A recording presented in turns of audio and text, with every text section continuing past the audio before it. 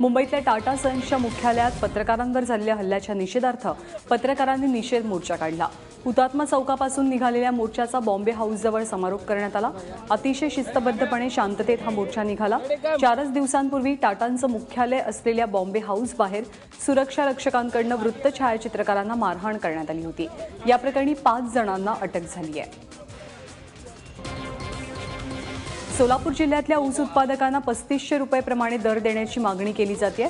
बळीराजा शेतकरी संघटनेने ही मागणी केलेली असून ती मान्य न झाल्यास मुख्यमंत्र्यांना सोलापूर जिल्ह्यात पाय ठेवू देणार नाही असा इशारा दिला गेला। तसंच 2 दिवसात निर्णय न घेतल्यास 10 नोव्हेंबर रोजी मंगळवेढ्यात होणाऱ्या गाळप शुभारंभ सोहळ्यात आत्मदहन करण्यात येईल असा इशारा संघटनेचे नेते संजय पाटील घाटणीकर यांनी दिला आहे। मुंबईतल्या बोरिवलीच्या आर मध्य विभागाचे वॉर्ड ऑफिसर किशोर गांधी यांच्या बदलीविरोधात वातावरण तापू लागलंय। भाजप वगळता सर्वपक्षीय नगरसेवकांनी या बदलीला विरोध करत आंदोलन केलं।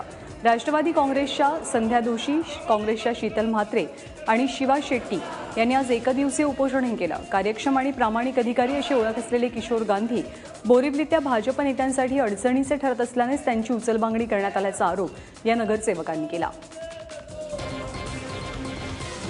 पंतप्रधान नरेंद्र मोदी सध्या मुस्लिमांबद्दल सहानुभूती असल्याचं दाखवतात, मात्र त्यांची ही सहानुभूती बेगडी असल्याचा आरोप एमआयएमचे अध्यक्ष असदुद्दीन ओवैसी यांनी केला। नांदेडमध्ये झालेल्या एमआयएमच्या सभेत ते बोलत होते। दिल्लीतल्या जेएनयू विद्यापीठातनं एक मुस्लिम तरुण 23 दिवसांपासून बेपत्ता आहे। त्याची तक्रार घेतली जात नाही कारण संघाच्या लोकांनी त्याला मारहाण केली असल्याचा आरोप यावेळी ओवैसींनी केला। तसंच भोपाळमध्ये सिमीच्या लोकांचं एन्काउंटर नाही तर हत्या झाली असल्याचा आरोपही त्यांनी यावेळी केला। 10 नोव्हेंबरला मुख्यमंत्री देवेंद्र फडणवीस पवारांचा गड असलेल्या बारामती शक्ती प्रदर्शन करणार आहेत।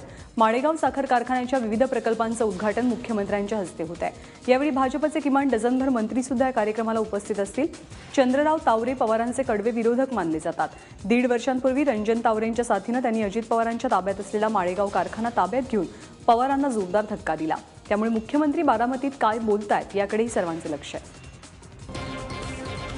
गडचिरोलीतल्या सिरोंचातील रेती तस्करीसाठी जिल्हाधिकारी जबाबदार असल्याचा आरोप आमदार विजय वडेट्टीवार यांनी केला। तालुक्यातील गोदावरी नदीपात्रातनं दर दिवशी 200 ते 250 ट्रक रेतीची तस्करी होते।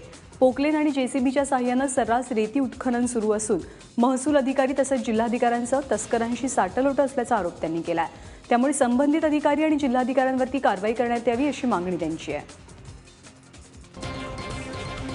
प्रदूषणामुळे जी दिल्लीची अवस्था झाली आहे तशी मुंबईची होऊ देणार नाही असं आश्वासन पर्यावरण मंत्री रामदास कदम यांनी दिलं आहे। मुंबईतल्या प्रदूषणावर नियंत्रण मिळवण्यासाठी पर्यावरण विभाग आधीपासूनच कामाला लागलेला असून राज्यातल्या इतर शहरात सुद्धा ही काळजी घेतली जात असल्याचं त्यांनी स्पष्ट केलं।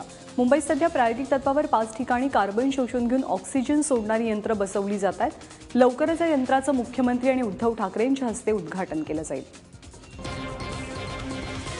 राज्यात पोलिसांवर होणारे हल्ले खपवून घेतले जाणार नाहीत। पोलिसांच्या बोधवाक्यातील खलनिग्रहणाय म्हणजेच आम्ही वेळोवेळी शस्त्र वापरू असा इशारा कोल्हापूरचे विशेष पोलीस महानिरीक्षक विश्वास नांगरे पाटील यांनी दिलेला आहे।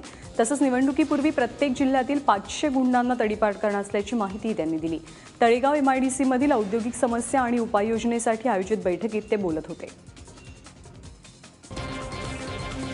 बेळगावात मराठी भाषिक लोकांवर झालेल्या अन्यायाची दखल घेत राज्याच्या मंत्रिमंडळ बैठकीत निषेध प्रस्ताव मांडला गेला। मुख्यमंत्री देवेंद्र फडणवीस यांनी हा निषेध प्रस्ताव मांडला। या प्रकरणी राज्य सरकार कर्नाटक सरकारला आपली नाराजी कळवणार असल्याचंही मुख्यमंत्र्यांनी सांगितलं। कोणीही कायदा सुव्यवस्था हाती घेऊ नये, मात्र खोट्या पद्धतीनं केसेस टाकणं, अन्याय करणं हे निषेधार्ह असल्याची भूमिका यावेळी मुख्यमंत्र्यांनी मांडली। दरम्यान कर्नाटकच्या राज्योत्सव दिनी काळा दिन पाळल्याप्रकरणी अटकेत असलेल्या महाराष्ट्र एकीकरण समितीच्या 43 कार्यकर्त्यांना जामीन मंजूर झाला आहे।